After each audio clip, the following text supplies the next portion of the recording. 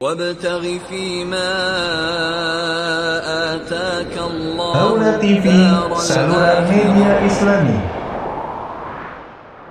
Bismillahirrahmanirrahim. Assalamualaikum warahmatullahi wabarakatuh.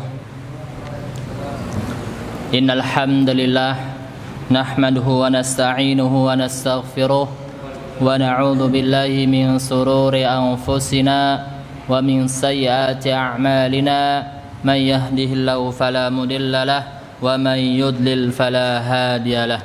Asyhadu an la ilaha illallah wahdahu la syarika lah wa asyhadu anna Muhammadan abduhu wa rasuluhu la nabiyya wa rasula ba'da amma ba'd.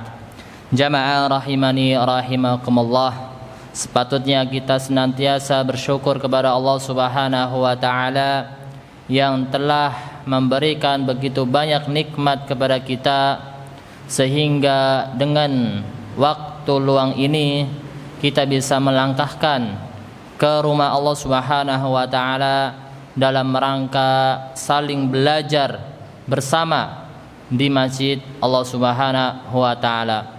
Mudah-mudahan kita termasuk golongan yang masuk dalam hadis Nabi sallallahu alaihi wasallam, ijtama'a qaumun fi baitin min buyutillah, tidaklah seorang kaum, sekelompok duduk di rumah Allah Subhanahu wa taala, yatadarasuna bainahum, saling belajar, wa yatluna kitab Allah, membacakan kitab Allah Subhanahu wa taala, illa nazalat alaihimus sakinah, kecuali turun kepadanya ketenangan jiwa, illa nazalat alaihimus sakinah wa khaffathumul malaikah, kemudian dinaungi para malaikat, wa khasyadhumur rahmah, kemudian rahmat Allah Subhanahu wa taala juga melimpah kepada kita, wa dzakarahumullahu fi man indah, kemudian semoga kita salah satu nama kita yang disebut Allah Subhanahu wa taala di sisi makhluknya.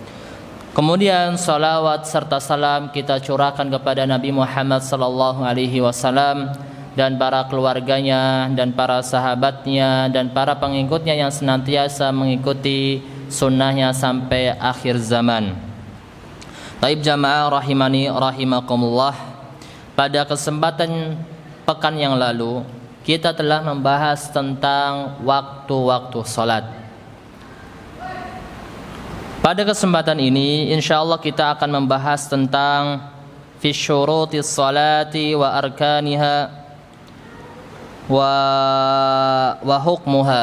Kemudian kita akan membahas tentang syarat salat, kemudian rukun-rukun salat, kemudian dalil-dalil yang menunjukkan tentangnya dan hukum orang yang meninggalkan salat tersebut. Mas'alatul ula, di sini pembahasan yang pertama dari bab yang kami sebutkan, maka yang pertama adalah jumlah salat maktubah, jumlah salat yang wajib dikerjakan seorang hamba. Maka jumlah salat yang wajib dikerjakan seorang muslim, maka ada 5 waktu yang wajib untuk dilaksanakan, yaitu salatul fajri, kemudian salat fajar, salatul dhuhri, kemudian salat duhur, salatul asri, kemudian salat asar, salatul maghrib, wa salatul isya, maghrib dan isya.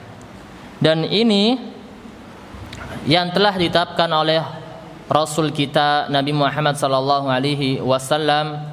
Setelah ia mengucapkan syahadat, maka ada kewajiban untuk melaksanakan salat, yaitu salat 5 waktu. Sebagaimana yang menunjukkan hal tersebut dari hadis Talha bin Ubaidillah, annal a'rabiyan qala ya Rasulullah madza faradallahu alayya minas salah.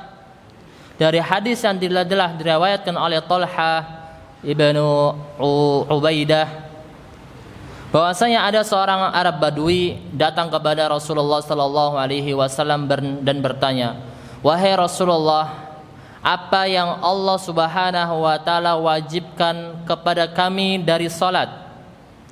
Maka Nabi sallallahu alaihi wasallam menjawab, khamsu salawat fil yaumi wal lail. Salat 5 waktu sehari dan semalam, dan hadis ini diriwayatkan oleh Imam Muslim. Kemudian hadis yang menunjukkan hal tersebut juga dari hadis Anas radhiyallahu anhu dalam kisah seorang laki-laki dari ahli badiyah berkata kepada Nabi sallallahu alaihi wasallam, wa za'ama rasulaka anna alaina khamsa salawat fi yaumina wa lailatina. Qala Rasulullah sallallahu alaihi wasallam, shadaq. Bahwasanya ada seorang ahli badiyah bahwasanya berkata kepada Nabi sallallahu alaihi wasallam bahwasanya apakah benar Nabi sallallahu alaihi wasallam memerintahkan kepada kita, mewajibkan kepada kita untuk salat 5 waktu? Maka beliau menjawab, shadaq, benar. Ini adalah pengakuan Rasulullah SAW yang menunjukkan bahwasanya dalam sehari semalam ada salat yang diwajibkan bagi seorang muslim, yaitu dengan jumlah 5 waktu.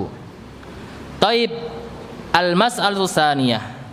Kemudian masalah yang kedua, siapa yang diwajibkan untuk salat 5 waktu?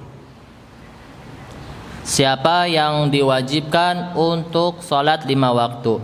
Yang pertama adalah muslim, ya. Yang pertama adalah muslim.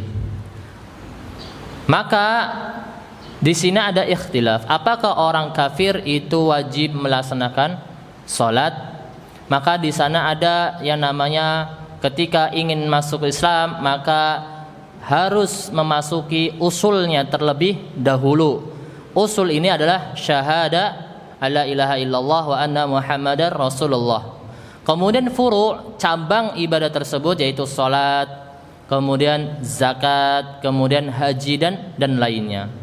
Maka ada yang berpendapat bahwasanya orang kafir juga diwajibkan salat, namun harus melalui usulnya terlebih dahulu. Sebagai orang muslim ketika meninggalkan salat maka dia termasuk orang yang meninggalkan salat dan mendapatkan satu dosa, yaitu meninggalkan salat. Adapun orang kafir mendapatkan 2 dosa, yaitu satu meninggalkan usulnya yaitu syahadat, yang kedua yaitu meninggalkan cabangnya yaitu salat. Artinya orang kafir juga diwajibkan namun dia mendapatkan masing-masing 2. Artinya dapat dosa dari usulnya dan furuknya. Dalam ayat Al-Quran, ma salakakum fi saqar, ayat ini menjelaskan bahwasanya orang yang dimasukkan di dalam neraka saqar yaitu orang-orang yang meninggalkan salat. Dan ini ayat ini ditujukan kepada orang-orang kafir. Ketika nanti ditanya pada hari kiamat bahwasanya kenapa tidak salat? Ya, pertama masuk dalam neraka saqar, maka ternyata ciri-ciri mereka adalah meninggalkan salat. Dan ini masuk ke dalam orang muslim maupun orang kafir. Namun orang kafir mendapatkan dua dosa. Kemudian berikutnya adalah balik, yang wajib melaksanakan salat 5 waktu, yaitu seorang balik. Seorang balik yaitu artinya bahwasanya dia telah diwajibkan untuk melaksanakan syariat Islam dengan tanda-tanda ia telah bermimpi, ya. Mimpi basah, dan ini ditandakan untuk seorang laki-laki. Adapun seorang perempuan biasanya dengan umurnya mereka, yaitu dengan haid mereka, ada yang 9 tahun, 10, 11, tergantung kondisi seorang anak perempuan tersebut. Yang berikutnya adalah al-aqil, yaitu al-aqil. Al-aqil yaitu orang yang berakal. Selain orang yang berakal, maka ini tidak termasuk orang yang diwajibkan untuk melaksanakan salat 5 waktu. Berakal ini adalah misalkan dia gila, ya. Kadang gila, kadang waras. Maka ketika keadaan gila tidak waras, maka dia tidak diwajibkan untuk salat 5 waktu. Kadang sebagian orang yang stres atau orang yang gila ini mempunyai waktu-waktu tertentu. Ada sehari dia gila, ya, tidak sadar. Kemudian dia ketika diajak bicara tidak nyambung. Kemudian beberapa hari kemudian dia sadar sebagaimana orang normal. Ketika dalam keadaan normal maka dia diwajibkan untuk sholat. Sedangkan dalam keadaan gila dia tidak diwajibkan untuk sholat 5 waktu sampai dia yastaikid, yaitu sampai dia bangun sadar. Kemudian seorang wanita yang bukan mengalami haid, ya, seorang wanita yang tidak mengalami haid, artinya dia wajib untuk melaksanakan sholat 5 waktu. Dan wanita yang tidak mengalami darah nifas. Darah nifas ini yaitu keluar ketika diiringi dengan kelahiran seorang bayinya. Namun pendapat yang Imam Utsaimin rahimahullah ta'ala, ketika beberapa hari sebelum melahirkan ternyata ada darah yang mengalir, sehari 2 hari ternyata sudah ada darah yang mengalir, maka dari situ bisa dikatakan sudah dinyatakan itu darah haid. Itu pendapatnya Imam Ibnu Utsaimin rahimahullah ta'ala. Namun kebanyakan darah nifas ini keluar setelah melahirkan. Namun ada beberapa wanita darah haid ini keluar sebelum bayinya keluar, artinya 1-2 hari sebelum ini senantiasa mengalir dan tidak berhenti-berhenti. Ini juga bisa dikatakan darah nifas. Namun kebanyakan wanita mengalir darah nifas ini setelah melahirkan, dan ini tidak diwajibkan untuk sholat 5 waktu dan tidak mengqadhanya. Kemudian wa yu'maru biha as-sabi idza balagha 7 sinin wa yudribu 'alaiha li'10. Kemudian diperintahkan, ya, dalam memerintahkan anak kecil ketika dia berumur 7 tahun, ya. Ketika sudah sampai 7 tahun maka seorang orang tua harus memberi contoh, memberi perintah kepada seorang anaknya untuk belajar sholat. Kemudian wa yudribu 'alaiha li'10, kemudian boleh memukul untuk mendidiknya, ya. Memukul ini dalam rangka mendidik agar anak tersebut mau sholat, maka boleh dipukul. Dan pukulan ini tidak keras, pukulan yang tidak membekas. Artinya pukulan yang sekedar pukulan. Biasanya bekas ini bisa bekas dalam maupun bekas luar, ini dihindari. Nah, dan ini sesuai dengan hadis Nabi SAW, rufi'al qalam an salasah, diangkatnya qalam dari 3 perkara, fa dzakara minha, salah satu yang disebutkan wa anis sabi hatta yahtalim, anak kecil sampai dia mimpi basah. Kemudian anak yang diperintahkan untuk sholat di umur 7 tahun sebagaimana hadis Nabi SAW, murru auladakum bis salati lis-sab'in. Perintahkanlah kepada anak-anak kalian saat umur 7 tahun untuk melaksanakan sholat 5 waktu. Wadribuhum 'alaiha bi'10. Ketika di umur 10 tahun tidak mau sholat, kita sudah berusaha untuk memerintahkan anak kecil tersebut, diajak lembut, namun ketika ajakan lembut tersebut tidak digubris atau dicuekin, maka sedikit memberikan pukulan yang ringan yang tidak membekas agar dia mau ikut sholat bersama kita. Wa farriqu bainahum fil madaji. Kemudian ketika umur 10 tahun maka pisahkan mereka tempat tidurnya, ya. Bahwasanya ketika ada umur 10 tahun berarti ada 2 perintah. Yang pertama perintah untuk melaksanakan sholat ketika tidak mau dipukul dengan pukulan yang ringan. Yang kedua, saat umur 10 tahun maka dianjurkan untuk memisahkan tempat tidurnya dengan orang tuanya. Ketika sudah mempunyai adik kakak laki-laki maupun perempuan, juga dianjurkan untuk pisah kamar atau pisah tempat tidurnya ketika umur 10 tahun. Kemudian al-mas'alatus salisah, Kemudian masalah yang ketiga tentang fi syurutiha, syarat-syarat salat. Apa yang dimaksud dengan syarat? Syarat adalah sesuatu yang terpenuhi di luar amalan. Sesuatu yang harus terpenuhi di luar amalan. Artinya contohnya salat. Salat ini suatu amalan. Dan syarat ini tidak masuk ke dalam kegiatan salat.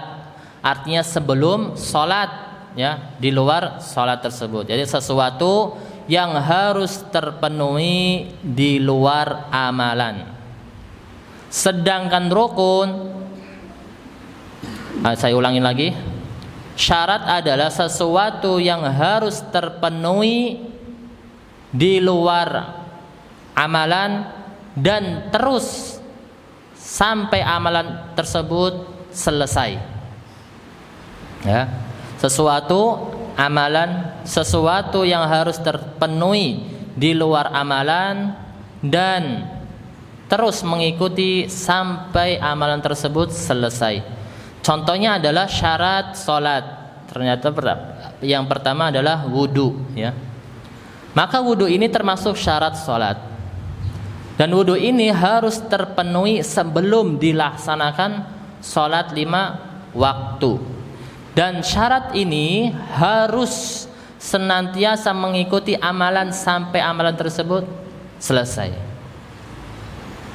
Ketika sedang melaksanakan suatu amalan atau salat, kemudian mendapatkan 3 rakaat, belum sampai selesai, kemudian syarat tersebut hilang dengan mengeluarkan angin, maka amalan tersebut tidak sah.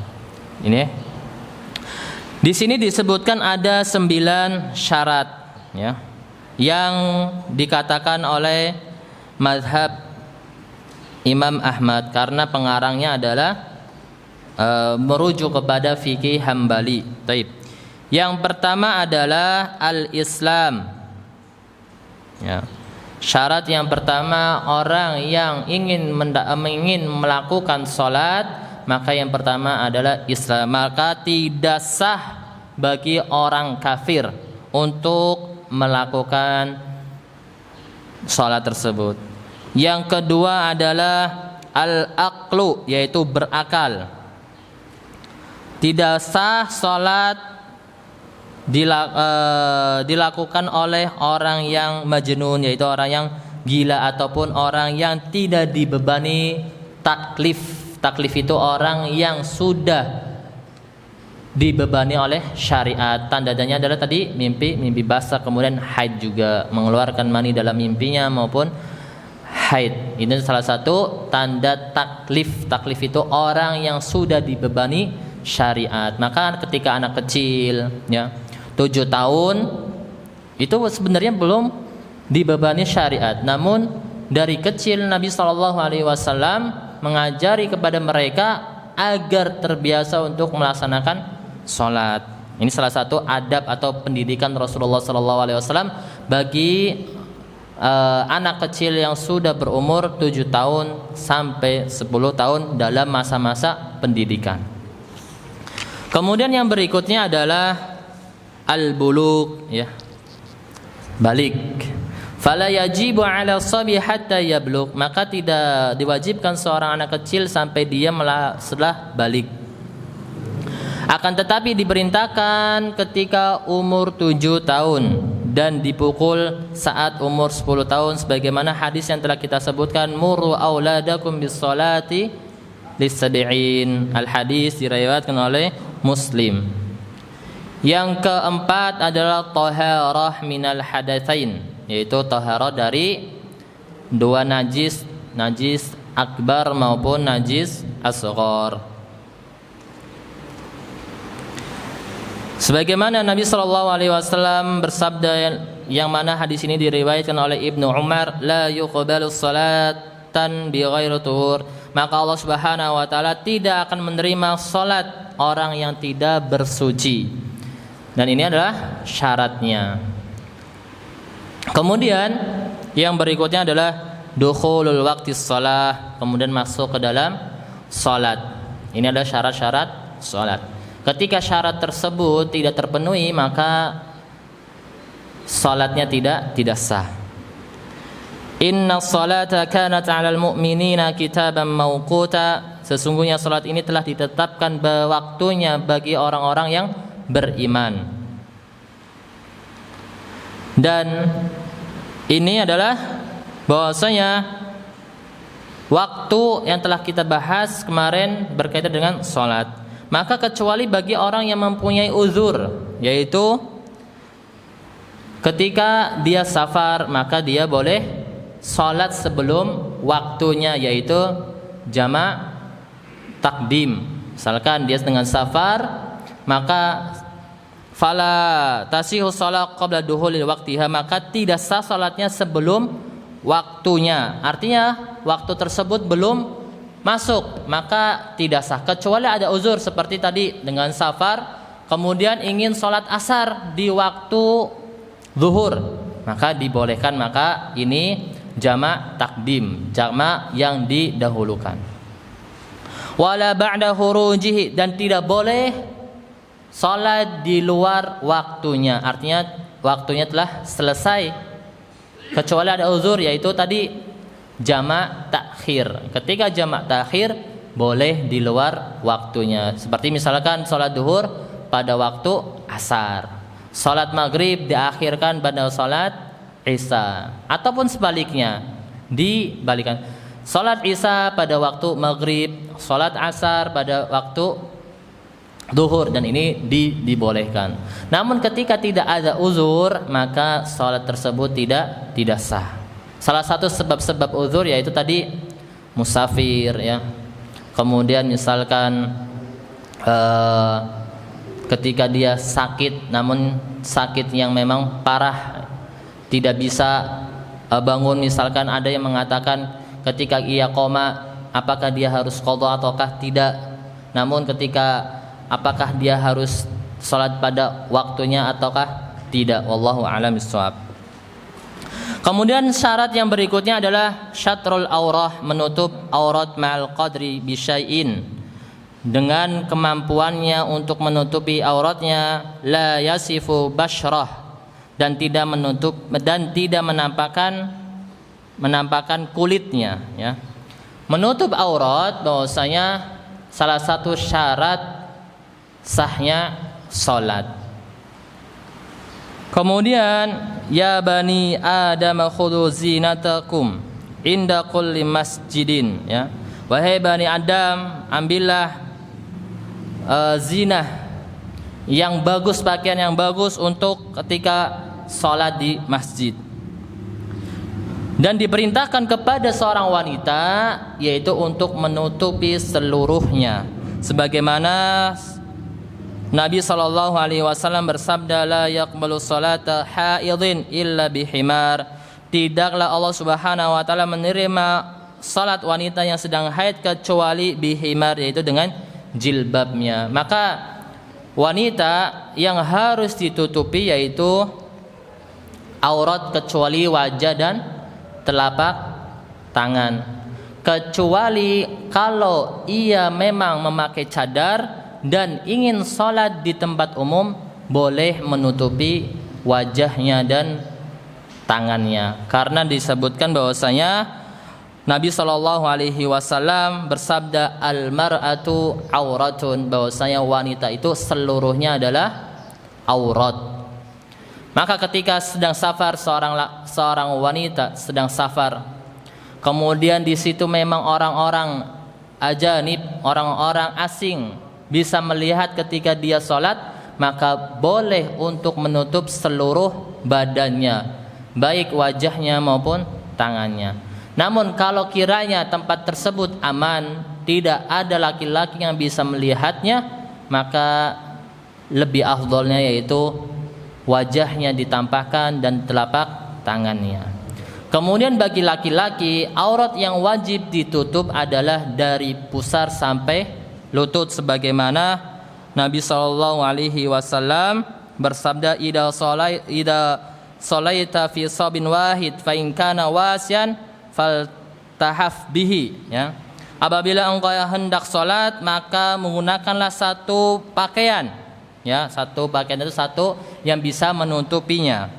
Fa in kana wasian, apabila kain tersebut luas maka lipatkan sampai ke leher. Artinya dahulu ketika ingin sholat kainnya ditali di leher mereka sehingga menutupi punggung mereka atau dengan pundak mereka atau dada mereka.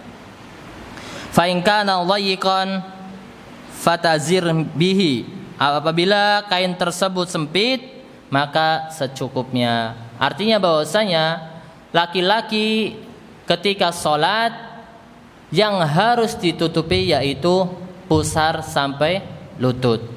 Ketika memang tidak ada kain maka dadanya boleh terlihat dan itu sah-sah saja menurut madhab Imam Ahmad rahimallahu ta'ala. Namun diusahakan apabila itu tidak ada kain. Apabila ada kain maka itu lebih afdal untuk menutupi dada maupun pundaknya dan itu sah-sah saja. Kemudian dan juga boleh seorang salat dengan menggunakan pakaian basah dan itu juga sah-sah saja. Fa awla wa afdha ay yaj'ala aqihi syai'an min asyab, maka yang lebih utama menjadikan di punggungnya ada punggung atau dadanya atau pundaknya ada sebuah kain yang menutupinya. Juga melarang seorang laki-laki yang sholat di mana tidak ada yang menutupi pundaknya sama sekali. Wal mar'atu kulha aurat, ya. Kemudian seorang perempuan seluruhnya adalah aurat kecuali wajahnya dan telapak tangannya. Kecuali apabila ada seorang laki-laki asing yang melihatnya maka fa innaha taqta kullu syai'in, maka boleh seluruhnya ditutup. Sebagaimana sabda Nabi sallallahu alaihi wasallam, al mar'atu auratun, bahwasanya wanita itu seluruhnya adalah aurat. La yaqbalullahu salatan haid illa bihimar, bahwasanya Allah Subhanahu wa taala tidak menerima salat wanita yang sedang haid kecuali dengan menggunakan jilbab. Kemudian syarat yang berikutnya, artinya syatrul aurat ini dilakukan bagi laki-laki maupun perempuan. Sedangkan laki-laki itu lebih luas, ya, lebih banyak kelonggarannya karena auratnya dari pusar sampai lutut. Syarat yang berikutnya adalah menjauhi najasah fi badanihi wa thawbihi, kemudian menjauhi najis di badannya maupun pakaiannya ataupun tempat sholatnya. Ketika seseorang sholat dan tahu bahwasanya di pakaiannya terdapat najis, maka seharusnya untuk dipercikan terlebih dahulu, kemudian kabbara, kemudian takbir dan sholat. Ternyata seorang tersebut lupa. Setelah sholat ternyata mendapati najis di dalam bajunya. Maka apakah sholat tersebut sah ataukah tidak? Maka yang betul adalah bahwasanya sholatnya sah. Kita kembali lagi kepada pengertian syarat dan rukun. Ketika syarat ditinggalkan dengan sengaja maka sholatnya batal. Namun syarat ketika ditinggalkan dengan tidak sengaja maka sholatnya sah. Contohnya tadi kita mendapati baju kita ternyata ada najis namun diketahui setelah selesai sholat, maka tidak perlu untuk mengulangi sholat. Kemudian ternyata misalkan ada kejadian, ya, sholat dengan memakai sendal, ya, di zaman Nabi Shallallahu Alaihi Wasallam sahabat ada yang memakai dengan sendal. Wallahu a'lam, mana lupa sahabat atau Nabi Shallallahu Alaihi Wasallam bahwasanya Ada kejadian dia sholat dengan menggunakan sendal, kemudian yang di sampingnya mengingatkan bahwa di sendalnya ada najisnya. Kemudian orang tersebut melepas sendalnya dan melanjutkan sholatnya, dan sholatnya sah-sah saja. Adapun ketika rukun, ya, rukun tadi ada sesuatu yang harus dipenuhi di dalam amalan. Bedanya syarat dan rukun adalah syarat di luar, rukun di dalam. Ketika seorang meninggalkan rukun salat, maka otomatis salatnya tidak sah, baik dengan sengaja maupun tidak sengaja. Kalau rukun nanti insya Allah kita sebutkan apa saja rukun-rukun salat. Namun kita masih bahas tentang syarat salat, yang mana ketika seseorang meninggalkan syarat ini dengan sengaja, maka salatnya tidak sah. Namun ketika meninggalkan syarat-syarat ini tanpa sengaja ataupun kejahilan, maka salatnya sah, namun dia sujud sahwi. Kemudian tadi tentang menjauhi najis di badannya, di pakaiannya, kemudian di tempat salat. Sebagaimana Allah Subhanahu wa taala berfirman, "Wa thiyabaka fatahhir," maka bajumu sucikanlah. Sebagaimana juga tanazzahu 'anil baul fa inna 'amatu 'adabil qabri minhu, berhati-hatilah dengan air kencing. Sesungguhnya air kencing tersebut ketika tidak membersihkannya termasuk sebab-sebab siksaan kubur darinya. Ini menunjukkan bahwasanya air kencing tersebut adalah air yang najis, dan ini salah satunya mewanti-wanti agar baju kita, tempat ini tidak terkena kencing tersebut, atau baju kita dibersihkan dari najis.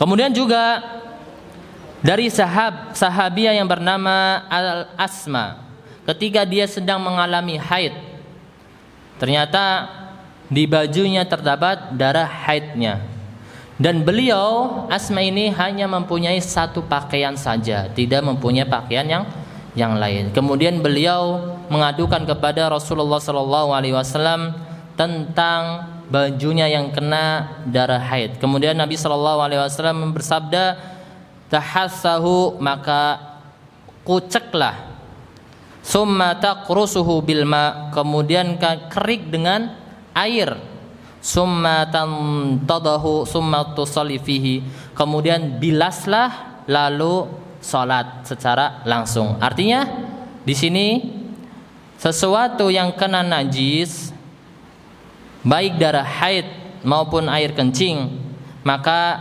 pertama yang harus dilakukan adalah dikucek, ya, dibersihkan, kemudian dikerik dengan air, kemudian dibilas, lalu salat. Artinya beliau Asma ini salat dengan pakaian basah, ya, dan ini dibolehkan, tidak harus kering terlebih dahulu.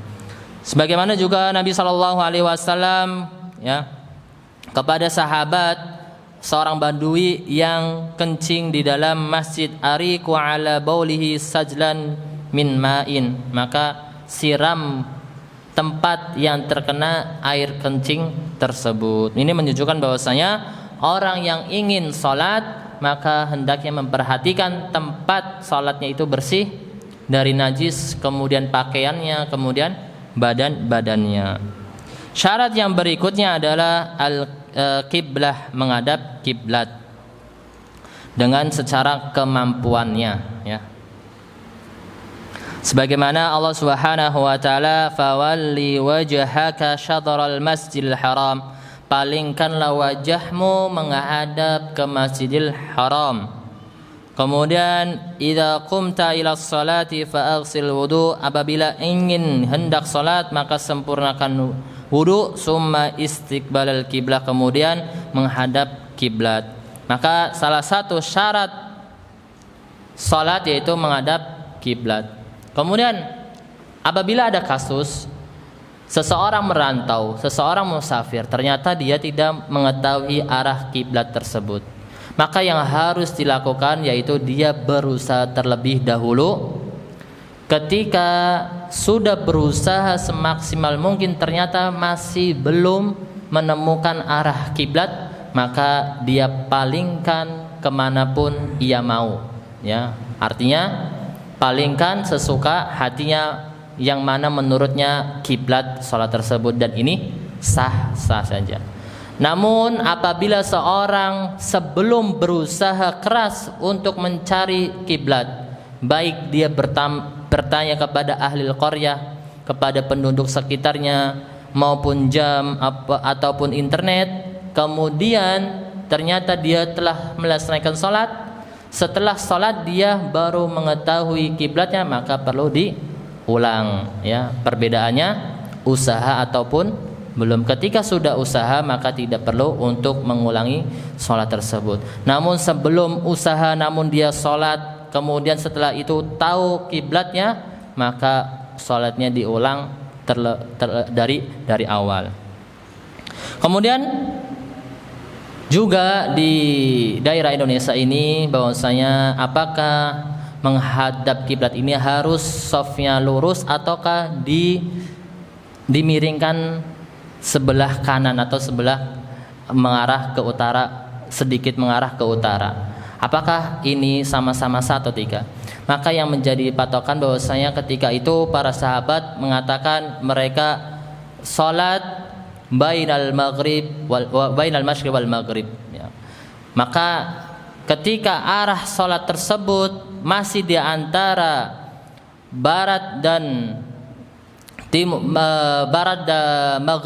maghrib barat, syarq timur, maka itu sah saja. Namun ketika kita menghadap ke barat, maka antara selatan dan utara, maka ketika kita masih di dalam pertengahan ini, maka dibolehkan untuk sholat baik ide miring maupun lurus, ya, itu sah-sah saja. Maka ketika diukur juga tidak mungkin tepat, ya. Ketika seseorang mengukur dengan kiblat yang lurus sekali sampai Mekah, maka bisa jadi ada kesalahan. Namun yang menjadi patokan bainal maghrib wal masyriq, dan di Indonesia kita menghadap barat, maka antara selatan dan utara selama masih di tengah-tengah tersebut dan tidak miring dengan kemiringan yang sangat condong, maka tidak masalah. Wallahu a'lam bishawab. Taib, yang kemudian adalah an-niyah. Niat tersebut adalah merupakan syarat salat. Sebagaimana hadis Umar bin Khattab radhiyallahu anhu, innamal a'malu binniyat, sesungguhnya amalan tersebut tergantung pada niatnya. Tempatnya di hati. Niat itu adalah hakikatnya berazam dalam sesuatu. Kapan kita tahu kita ingin sholat? Berarti ada azam, sesuatu yang ingin dilakukan. Ketika kita bangun, pergi ke WC untuk berwudu, itu namanya sudah azam, ya. Ada tekad. Azam itu ada sesuatu yang dikerjakan untuk melaksanakan kewajibannya. Dia bangun, ya, bangun subuh, itu sudah berazam, artinya sudah ada niat bahwasanya dia untuk melaksanakan sholat, ya, tanpa wala yushra'u talaffuz biha, tidak disyariatkan untuk melafadzkan niat, karena Nabi SAW, ya, tidak pernah melafadzkan niat ketika dia ingin sholat, ya. Bahwasanya niat itu di dalam hati, dan ketika sudah azam, ada tekad untuk melakukan suatu amalan, baik bangun tidur, itu sudah dikatakan niat.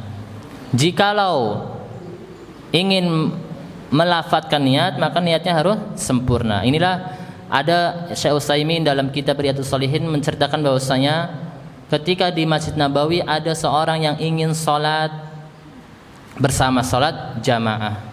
Kemudian dia mengatakan di sampingnya mendengarkan jamaah yang lain, usolli sholatan fardu Dhuhrin 4 rakaat, Allahu Akbar. Kemudian di sebelahnya mengatakan, "Akhi, sebentar, ada yang kurang." Apa itu? Antum belum menyebutkan tanggalnya, jam berapa, detik berapa, sehingga sholat antum lebih sempurna. Apa yang dilakukan dengan dia kaget, dan akhirnya orang yang melafadzkan niat tersebut belajar dari orang tersebut bahwasanya niat tersebut tidak diucapkan. Seandainya diucapkan karena ingin meyakinkan, maka perlunya harus tanggalnya hari apa, bulan apa, ya, dilafadzkan semuanya sehingga sempurna. Ini cerita dari Imam Syekh Utsaimin. Maka niat itu hanya di hati, dan itu muncul ketika sudah ada azam, ya, ada tekad melakukan sesuatu. Kalau misal saya sudah niat tapi dia tidak bangun dari tidurnya, itu belum niat, hanya angan-angan saja, ya. Niat itu ada azam. Kalau sekedar saya ingin niat berhaji, namun apa? Dia tidak nabung, ya. Dia tidak bekerja, itu niat yang dusta. Namun ketika saya niat ingin berhaji, berarti ada sarana-sarana dia ingin haji, yaitu nabung, bekerja, atau melakukan sesuatu, itu namanya niat. Begitu juga sholat. Saya sebenarnya ingin niat sholat 5 waktu sempurna, namun ternyata ketika azan ya sudah, dia main-main saja, maka tidak dikatakan niat. Ketika ada niat, ketika azan, pulang, berwudu, kemudian ke masjid, itu namanya niat. Ini adalah salah satu 9 dari syarat-syarat niat yang dilakukan sebelum dilaksanakan sholat tersebut. Ketika ternyata seorang hamba, seorang muslim lupa dari syarat-syarat tersebut, maka tidak perlu untuk mengulang sholat, hanya saja dia melakukan sujud sahwi. Kemudian tidak disyariatkan juga ketika ingin sholat mengucapkan satu kata pun, ya, tidak mengucapkan apapun. Misalkan ingin sholat bismillah, tidak ada syariatnya, atau Allahu Akbar. Atau yang disyariatkan adalah dia tenang, sebagaimana dalam kisahnya seorang sahabat yang masuk ke dalam masjid sedangkan Rasulullah SAW sedang berkhutbah, lalu beliau langsung sholat tanpa tumaknina, kemudian annaka lam tusalli fasalli, maka engkau belum salat, maka ulangi, irji salatuka, irji kembalikanlah, fasalli, irji fasalli, kembali, kemudian salatlah, summa kabbara, kemudian langsung takbir. Artinya di sini menunjukkan Rasulullah SAW memerintahkan sahabat ini untuk mengulang salatnya langsung mengucapkan takbir tanpa ada bismillah, atau mengucapkan, sebagian di kampung sebelum sholat membaca Qul huwallahu ahad, kemudian baca-bacaan khusus, itu tidak ada, ya. Mas'alatu rabi'ah, kemudian masalah yang keempat, yaitu rukun sholat. Rukun apa artinya tadi? Sesuatu yang harus terpenuhi di dalam amalan, ya. Sesuatu yang harus terpenuhi di dalam amalan atau suatu ibadah. Jika salah satu rukun ini tidak terpenuhi, baik sengaja maupun tidak sengaja maupun lupa, maka ibadah tersebut batal, tidak sah. Berarti di sini al-farqu baina arkan wa syurut, ya, perbedaan antara rukun dan syarat, yaitu ketika kita lebih memahami syurut itu di luar ibadah, arkan di dalam ibadah. Ini secara singkatnya, ya, secara singkatnya. Adapun arkan ini adalah mencakup unsur-unsur yang dilakukan di dalam amalan, baik ucapan maupun perbuatan. Ya. Salat ini terdiri dari perbuatan dan ucapan. Ada ucapan gerakan, itu gerakan. Kemudian ucapkan apa? Doa-doa ketika ruku, sujud. Taib. So dipahami ya, bahwasanya rukun ini bila ditinggalkan maka diulangin, ya, diulangin. Menurut Imam Ahmad, ya, mazhab Hambali, bahwasanya ada 14 rukun. 14 rukun dalam salat. Yang pertama adalah al-qiyamu, berdiri untuk salat wajib. Berdiri untuk salat wajib. Sebagaimana Allah Subhanahu wa taala berfirman, wa qumu lillahi qanitin, maka dirikan salat tersebut untuk Allah Subhanahu wa taala qanitin, dengan tenang. Ayat ini asbabun nuzulnya adalah ketika para sahabat salat, mereka masih berbicara, masih dalam obrolan. Mereka ketika sebelum ayat ini turun, para sahabat salat sambil ngobrol tentang pertaniannya, tentang ternaknya. Nah, tidak ada ketenangan. Lalu Allah Subhanahu wa taala menurunkan ayat wa qumu lillahi qanitin, berdirilah untuk melaksanakan salat untuk Allah dengan keadaan qanitin, dengan tenang. Maka wajib berdiri untuk salat wajib. Adapun salat sunnah maka tidak wajib untuk berdiri. Ya. Ada uzur maupun tidak, ada uzur maupun tidak ada uzur. Ini adapun salat wajib harus berdiri kecuali ada uzur-uzur tertentu. Misalkan dia kakinya tidak kuat, lalu tiba-tiba di rakaat kedua, ketiga bisa duduk karena ada misalkan luka yang tidak bisa berdiri, kemudian sakit, ya, yang sakit mana tidak bisa menegakkan badannya, maka boleh untuk berbaring maupun duduk. Sebagaimana hadis ini diriwayatkan oleh Imran bin Husain, "Shalli qa'iman." Salatlah dalam keadaan berdiri, fa illam tastati' faqa'idan. Apabila tidak mampu berdiri maka boleh untuk duduk. Fa illam tastati' fa'ala janbin. Maka apabila duduk tidak bisa, maka hendaknya bisa berbaring atau dimiringkan.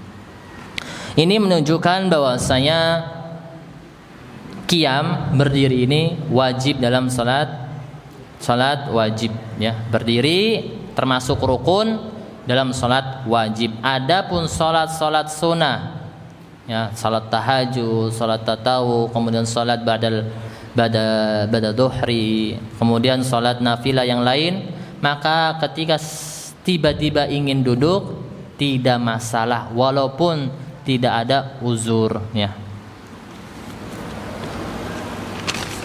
Kemudian yang berikutnya adalah takbiratul ihram.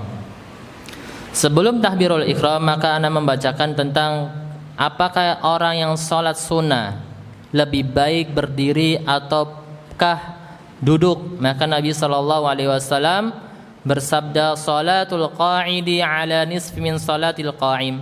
Pahalanya orang yang duduk saat sholat dan orang yang berdiri itu pahalanya setengah, ya, jaraknya setengah.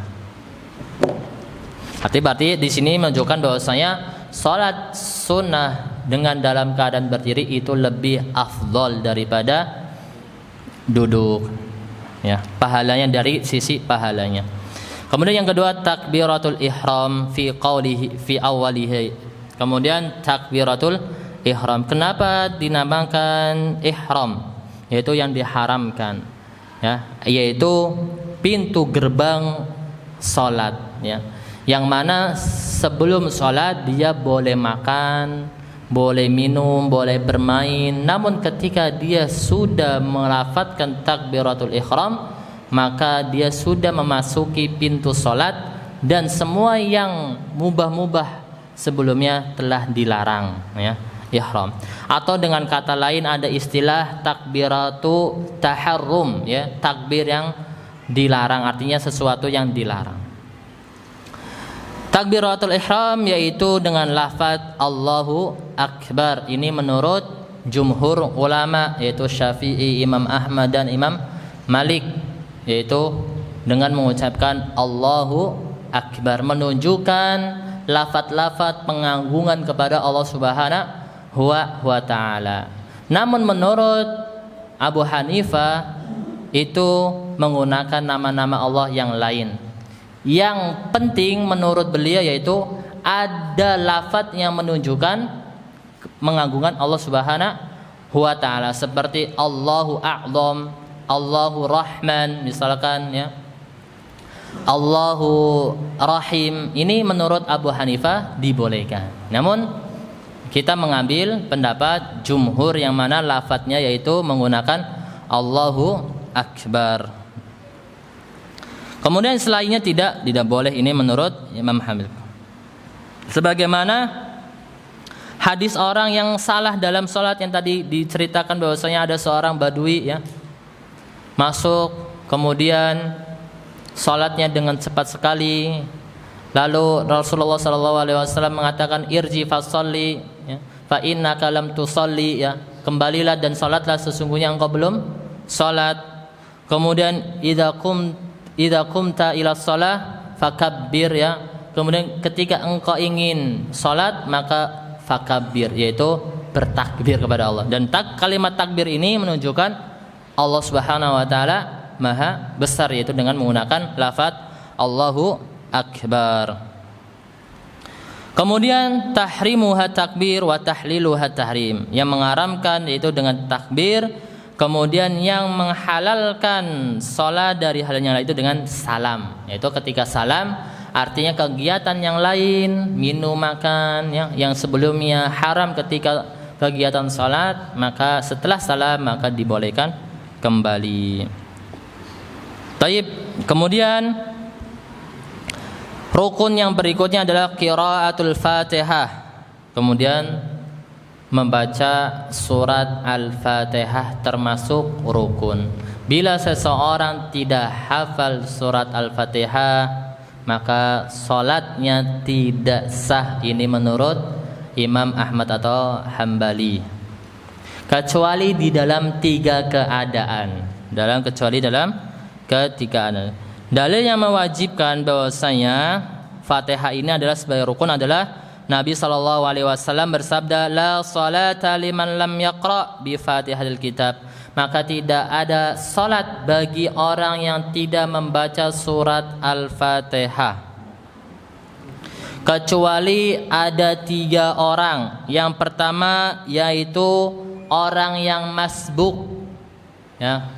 Orang yang masbuk itu tidak diwajibkan untuk membaca surat Al-Fatihah. Ketika dia masuk ke masjid sedangkan imam sedang ruku, maka dia mengikuti imam tanpa membaca Al-Fatihah terlebih dahulu.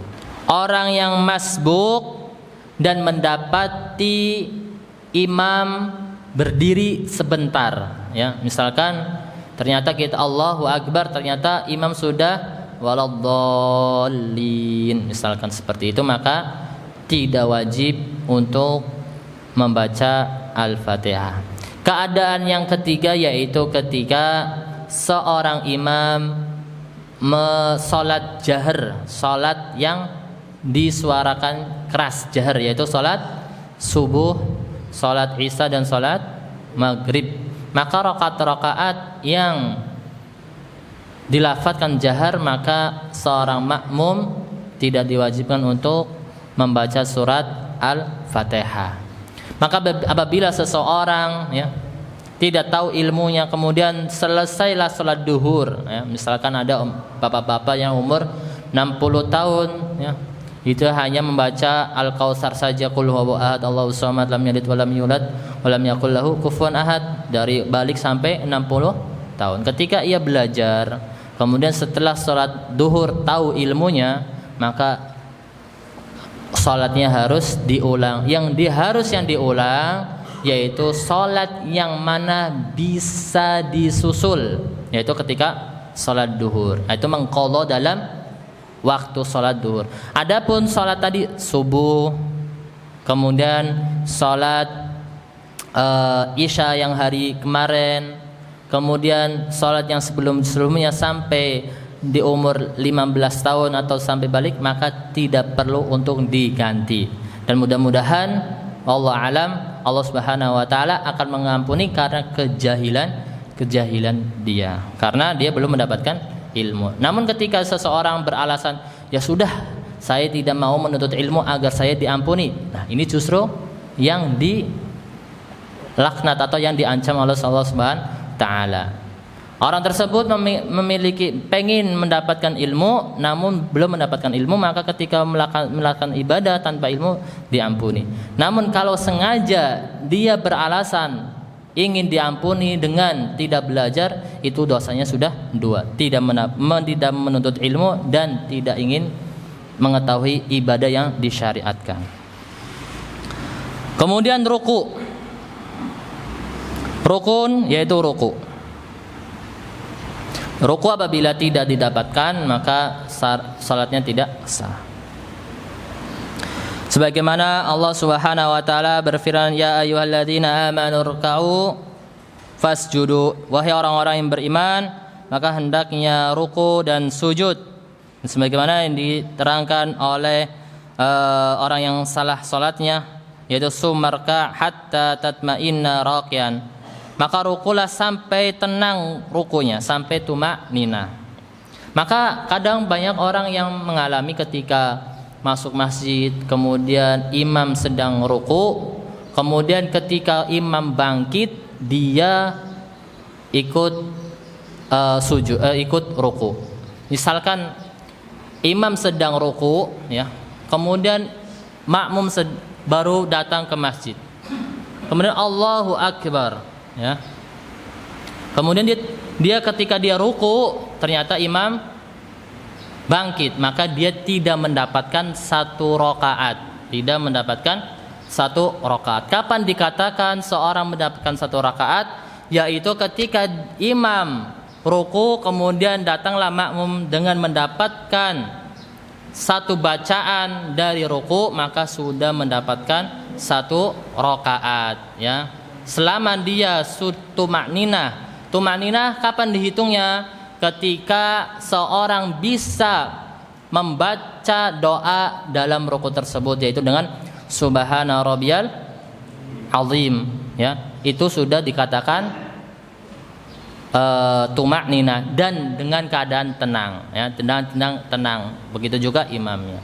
Dan begitu juga banyak orang ketika takut ketinggalan ruku, apakah dia takbiratul ihram, apakah dia takbir ruku, maka harus dibedakan.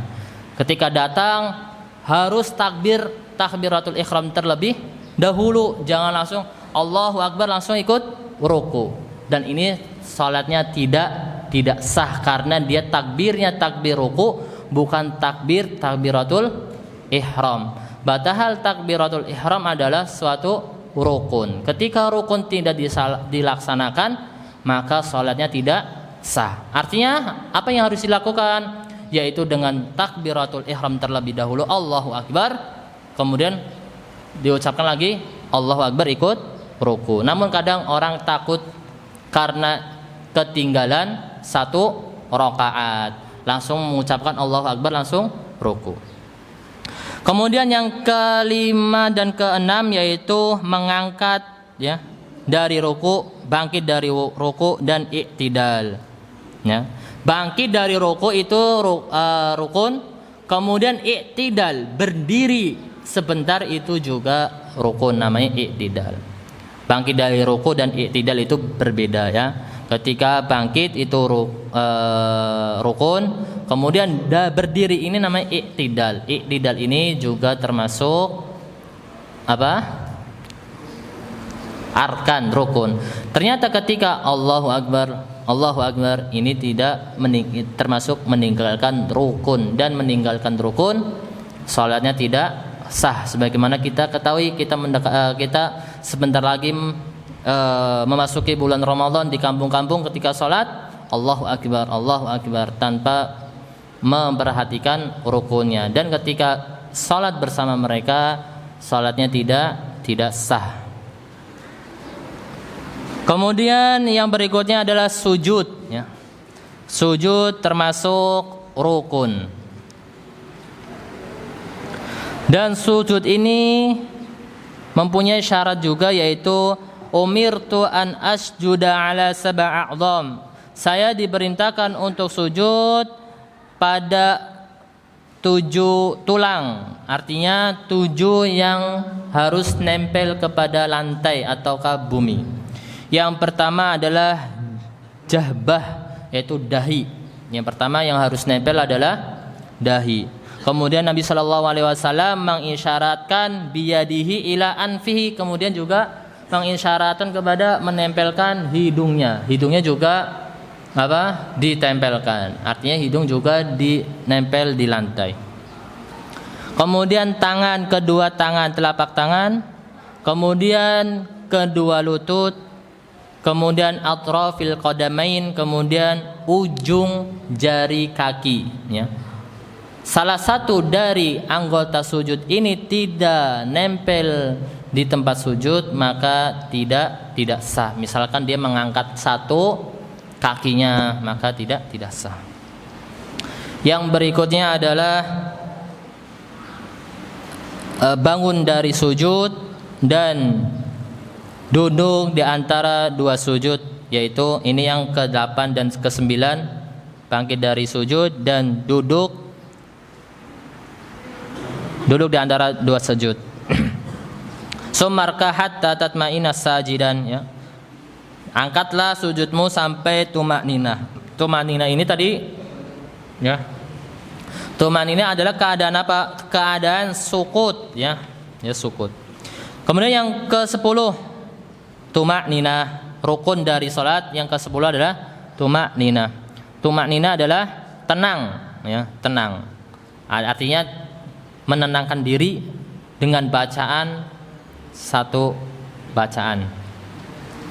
Kemudian yang berikutnya adalah tasyahud akhir, ya. Tasyahud akhir termasuk rukun. Tasyahud akhir ada ucapannya, ya, doanya. Nabi Ibnu Mas'ud radhiyallahu anhu, kunna naqulu qabla ay yafridh alaina tasyahud assalamu ala Allahi min ibadi.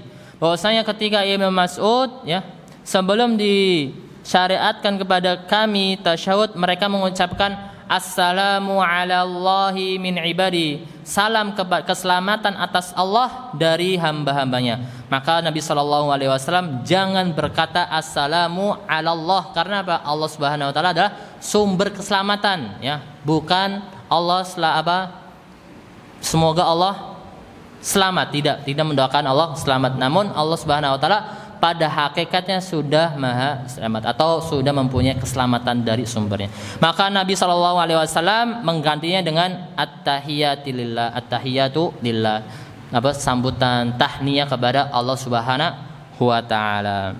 Dan ini dilakukan Nabi SAW, ya, setelah diwajibkan.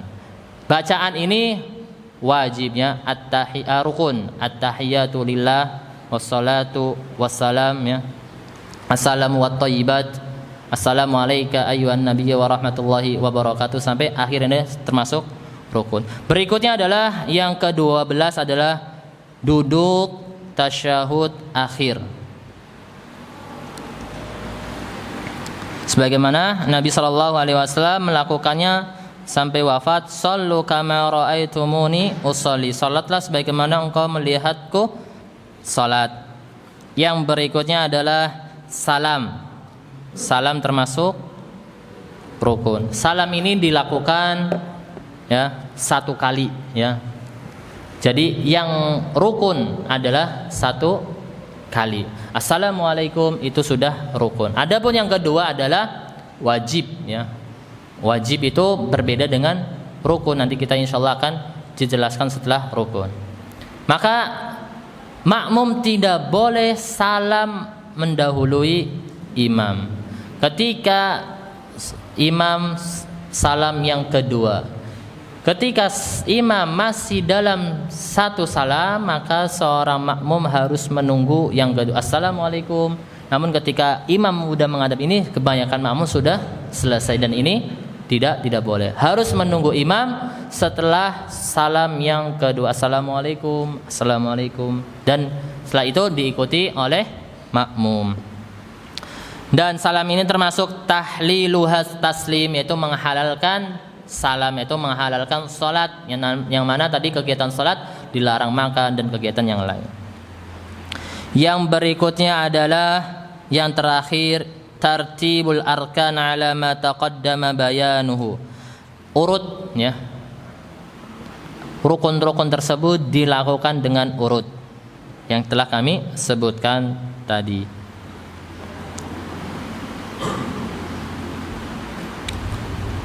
Taib ini adalah salah satu rukun salat yang mana ketika seorang hamba, seorang muslim ketika meninggalkan rukun ini, baik sengaja maupun tidak sengaja maupun lupa, maka diulangin ya.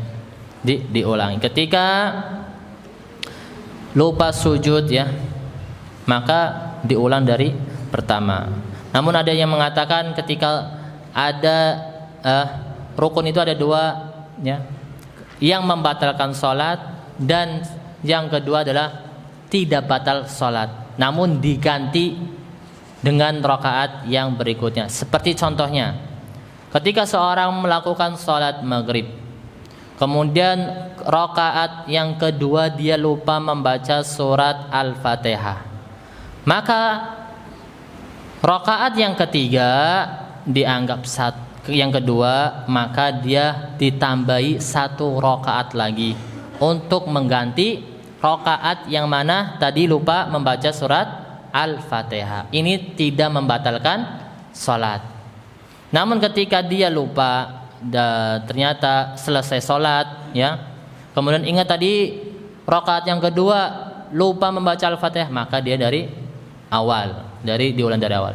Namun ketika dia ternyata di rakaat ketiga ingat di rakaat kedua ternyata tidak membaca Al-Fatihah, maka tidak perlu dibatalkan, namun dilanjutkan rakaat yang berikutnya, yang ketiga dijadikan yang kedua, yang keempat dijadikan yang ketiga, atau salat-salat yang lain. Wallahu alam bishawab. Ini adalah salah satu syarat dan rukun ya. Syarat adalah sesuatu yang harus terpenuhi di luar ibadah, sedangkan rukun sesuatu yang harus terpenuhi di dalam ibadah.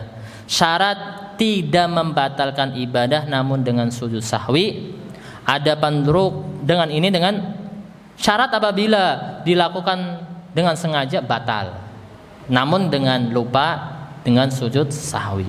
Namun ketika rukun, baik lupa, sengaja, kebodohan ya, itu batal salatnya. Wallahu alam bishawab. Insyaallah kajian kita akan dilanjutkan di pertemuan berikutnya, yaitu tentang permasalahan kewajiban wajib apa amalan wajib yang harus dilakukan di dalam salat. Kemudian kita sunah-sunah di dalam salat, kemudian hukum-hukum orang yang meninggalkan salat. Allahu a'lam bishawab. Semoga kajian yang sedikit ini bisa memberi kita manfaat, dan semoga kita bisa mengamalkan di keseharian kita, dan mudah-mudahan ini suatu bekal untuk menuju Allah Subhanahu wa ta'ala. Allahu a'lam bishawab. Kita tutup dengan kafaratul majlis. Subhanakallahumma wa bihamdika asyhadu an la ilaha illa anta astaghfiruka wa atubu ilaik. Assalamualaikum warahmatullahi wabarakatuh.